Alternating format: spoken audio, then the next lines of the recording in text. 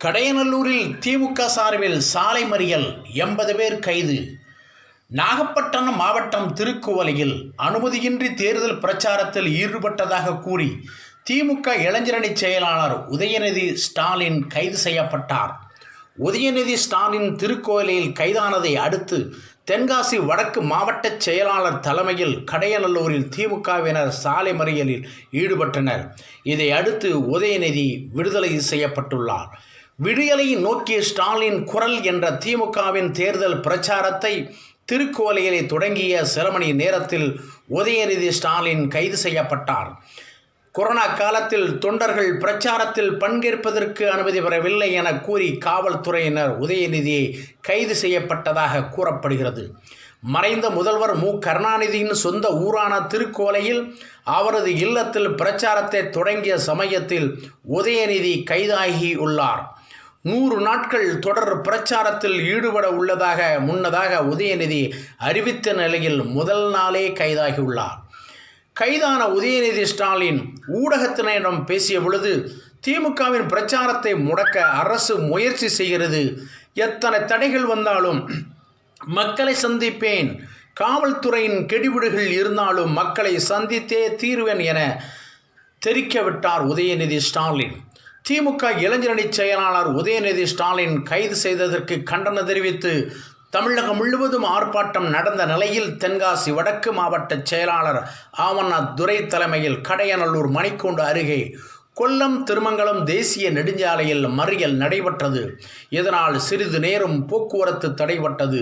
சம்பவ இடத்திற்கு விரைந்து வந்த Kadayanallur inspector Manoharan, sub inspector Vijayakumar, Amritraj ஆகியோர் சாலை மறியலில் ஈடுபட்ட திமுக தென்காசி வடக்கு மாவட்ட செயலாளர் துரை, மாணவரணி மாநில துணை அமைப்பாளர் முகமது ஷரீப், மாநில சிறுபான்மை பிரிவு துணை செயலாளரும் சட்டமன்ற முன்னாள் உறுப்பினருமான ரஜாக், மாநில தலைமைச் செயற்குழு உறுப்பினர் UST சீனிவாசன், காசிதர்மம் துரை, மாநில விவசாய அணி இணைச் செயலாளர் அப்துல் காதர், மாவட்ட பொருளாளர் ஷேக் தாவூத், துணை செயலாளர் ரஜப் ஃபாத்திமா, நகர செயலாளர்கள் கடையநல்லூர் சேகனா, புளியங்குடி ராஜகாந்த், ஒன்றிய செயலாளர்கள் கடையநல்லூர் செல்லத்துறை, செங்கோட்டை ரவிசங்கர், மாவட்ட மீனவரணி அமைப்பாளர் ஜவஹர்லா கான் உட்பட 80 நபர்களை போலீசார் கைது செய்து அருகில் உள்ள தனியார் பள்ளிக்கூடத்தில் தங்க வைக்கப்பட்டு பின்னர் விடுவிக்கப்பட்டனர்.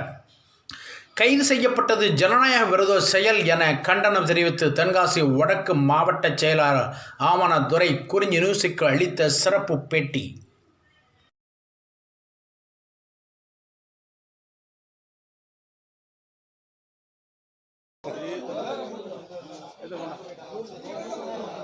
மத்திய அரசின் அடிமைகளாக தமிழக மக்களினுடைய வாழ்வாதாரத்தை ஒட்டுமொத்தமாக சீரழித்து கொண்டிருக்கிற எடப்பாடி எனும் அடிமை கூட்டத்தின் இந்த கொத்தடிமை கூட்டத்தை வேரோடு வேரடி மண்ணோடு பிடுங்கி எறிவதற்காக மாண்புமிகு கழகத் தலைவர் அவர்கள் வழிகாட்டுதலோடு தமிழர்களின் நெஞ்சமெல்லாம் நிறைந்திருக்கிற தலைவர் கலைஞரின் மறுபதிப்பாக இருக்கிற திராவிட முன்னேற்ற கழகத்துடைய இளைஞரணி செயலாளர் அவர்கள் இன்றைக்கு தலைவர் கலைஞர் பிறந்த மண்ணான திருக்கோயிலிருந்து இந்த ஆட்சியை அப்புறப்படுத்துவதற்காக துவங்கப்பட்ட பயணத்தை கண்டு அஞ்சு குலை நடுங்கி போன இந்த அடிமை எடப்பாடி அரசு கைது செய்து சில மணி நேரத்திலே விடுதலை செய்திருக்கு என்று சொன்னால் ஒட்டுமொத்த தமிழனமும் திராவிட முன்னேற்ற கழகத்தின் பின்புலம் நிற்கிறது என்பதை உறுதிப்படுத்துகிற நிகழ்ச்சி தான் இது.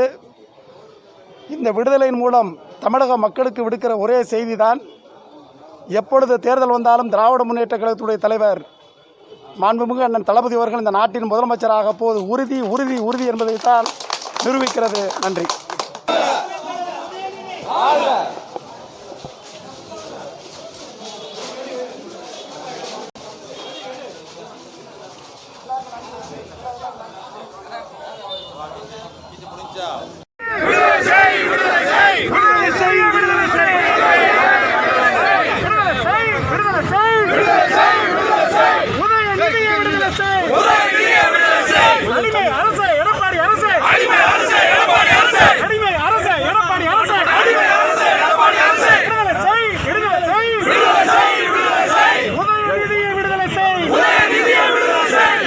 பண்ணுங்க உங்களை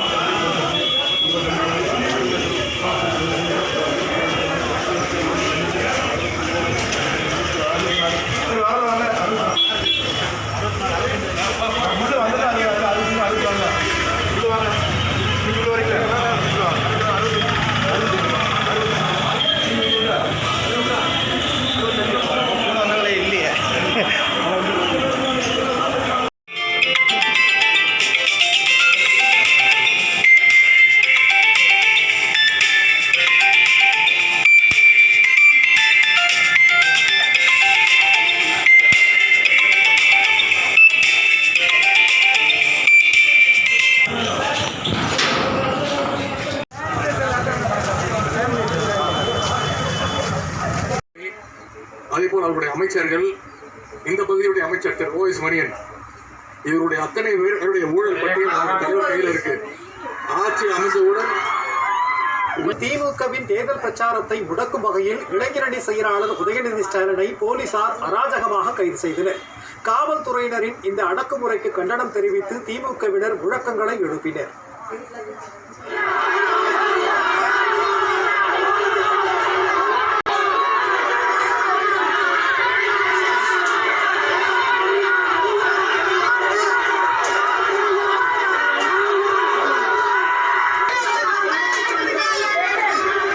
உதயநிதி ஸ்டாலின் செய்தியாளர்களிடம் பேசுகையில், அதிமுக ஆட்சியின் ஊழலை மக்களிடம் கொண்டு செல்லும் திமுகவின் தேர்தல் பிரச்சாரத்தை எடுப்பதற்காகவே போலீசார்